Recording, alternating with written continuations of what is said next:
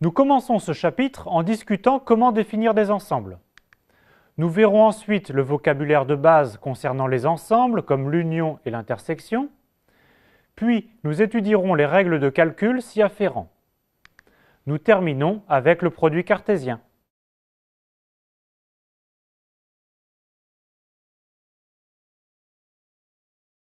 Au début du XXe siècle, un éminent professeur peaufinait la rédaction du second tome d'un ouvrage qui souhaitait refonder les mathématiques sur des bases logiques. Il reçut une lettre d'un tout jeune mathématicien. « J'ai bien lu votre premier livre. Malheureusement, vous supposez qu'il existe un ensemble qui contient tous les ensembles. Un tel ensemble ne peut exister. » S'ensuit une démonstration de 2 lignes. Tout le travail du professeur s'écroulait. Ce paradoxe a été popularisé par l'énigme suivante. Dans une ville, le barbier rase tous ceux qui ne se rasent pas eux-mêmes. Qui rase le barbier? La seule réponse valable est qu'une telle situation ne peut exister. Rassurez-vous, Russell et d'autres ont fondé la logique et les ensembles sur des bases solides. Cependant, il n'est pas possible dans ce cours de tout redéfinir. Heureusement, vous connaissez déjà quelques ensembles. L'ensemble des entiers naturels, n, 0, 1, 2, 3. L'ensemble des entiers relatifs, z, 0, plus 1, moins 1, plus 2, moins 2, etc. L'ensemble des rationnels, q, c'est-à-dire l'ensemble des quotients p sur q avec p et q entiers. L'ensemble des réels, par exemple 1, racine de 2, pi, etc. Et enfin, l'ensemble des nombres complexes, c.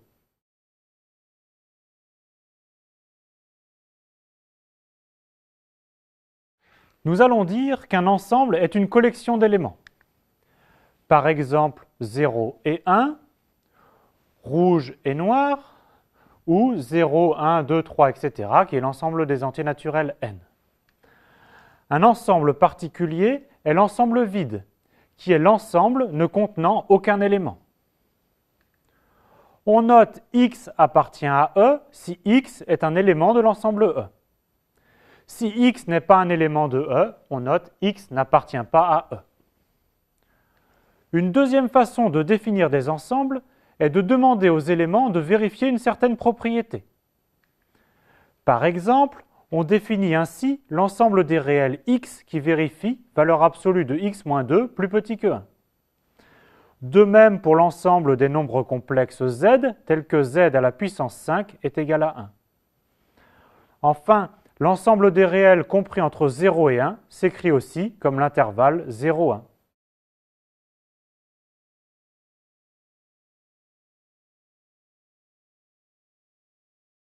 Reprenons à la base le vocabulaire sur les ensembles. Tout d'abord, un ensemble E est inclus dans un autre ensemble F si tout élément de E est aussi un élément de F. On dit aussi que E est un sous-ensemble ou une partie de F. Deux ensembles E et F sont égaux si l'on a les deux inclusions, E inclus dans F et F inclus dans E. En termes d'éléments, tout élément de E est aussi un élément de F, et réciproquement, tout élément de F est aussi un élément de E. Nous noterons P de E, l'ensemble des parties de E. Par exemple, si E est constitué des éléments 1, 2 et 3, alors il y a 6 parties inclus dans E. Les singletons 1, singleton 2, singleton 3, les paires 1, 2, la paire 1, 3, la paire 2, 3, et on n'oublie pas l'ensemble vide qui est inclus dans tout ensemble, ni l'ensemble E tout entier qui est inclus dans lui-même.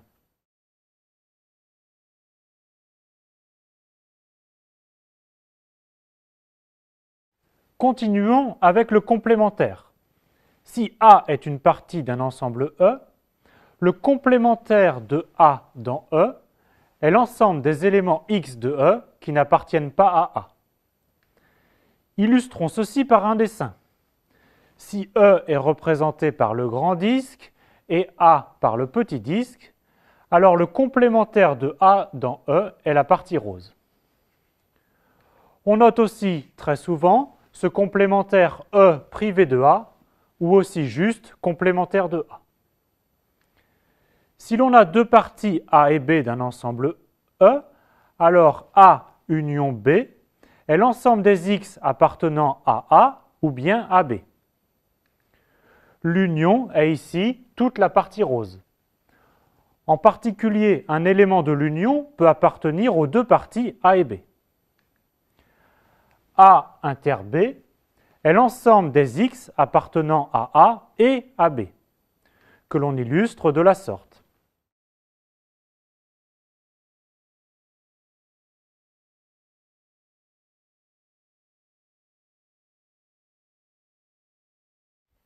Voici quelques règles de calcul avec les ensembles. Tout d'abord, A inter B inter C est égal à A inter B inter C. On peut donc écrire A inter B inter C sans parenthèse. Même chose avec l'union, A union B union C est égal à A union B union C. Plus subtil, on a A inter B union C est égal à A inter B union A inter C. Les parenthèses sont indispensables lorsque l'on mélange l'union et l'intersection. On a aussi A union B inter C est égal à A union B inter A union C. Enfin, le complémentaire du complémentaire de A est égal à A lui-même. Et le passage au complément renverse les inclusions. A est inclus dans B si et seulement si le complémentaire de B est inclus dans le complémentaire de A.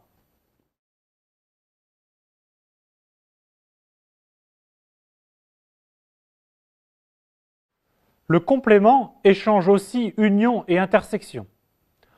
En effet, le complémentaire de A inter B est égal à complémentaire de A union complémentaire de B, alors que le complémentaire de A union B est égal à complémentaire de A inter complémentaire de B. Illustrons ceci par des dessins. On représente A et son complément, on représente B et son complément. Le complément de A inter B est la partie rose. C'est bien l'union des deux compléments en rose au-dessus. Le complément de A union B est la partie rose. C'est bien l'intersection des deux compléments en rose au-dessus.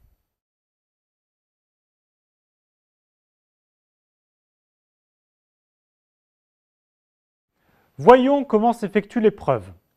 Nous allons montrer A inter B union C est égal à A inter B union A inter C. X appartient à A inter B union C, si et seulement si X appartient à A et X appartient à B union C. Donc si et seulement si X appartient à A et X appartient à B ou X appartient à C. Donc si et seulement si X appartient à A et X appartient à B, ou X appartient à A et X appartient à C. Ce qui est encore équivalent à X appartient à A inter B, ou X appartient à A inter C. Ce qui est enfin équivalent à X appartient à A inter B, union A inter C.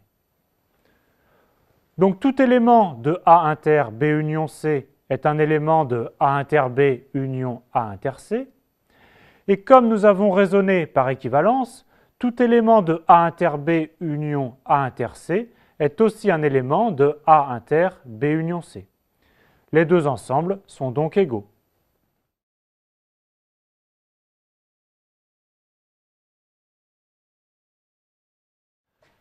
Montrons également la propriété complémentaire de A inter B est égale à complémentaire de A union complémentaire de B.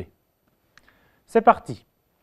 X appartient à complémentaire de A inter B est équivalent à ce que X appartienne pas à A inter B, ce qui équivaut à non X appartient à A inter B, ce qui est équivalent à non X appartient à A et X appartient à B, ce qui donne l'équivalence avec non X appartient à A ou non X appartient à B, ce qui équivaut à X n'appartient pas à A ou X n'appartient pas à B, et ce qui est bien équivalent à X appartient à complémentaire de A, union complémentaire de B. Remarquez que pour ces démonstrations, nous sommes repassés aux éléments de l'ensemble et qu'en fait, nous avons reformulé les propriétés des opérateurs logiques et ou non.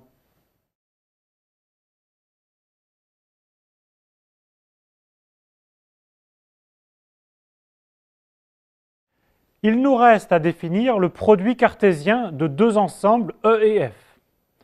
E croix F est l'ensemble des couples XY où X est un élément de E et Y un élément de F.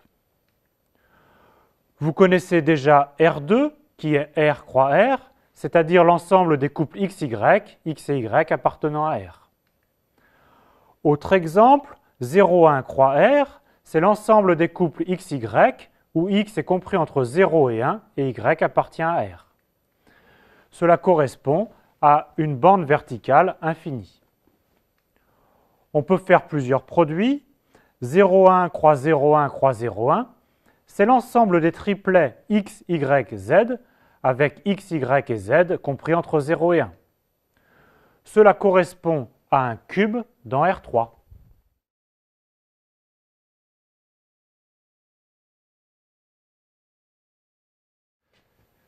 Travaillez les bases en profondeur avant de poursuivre.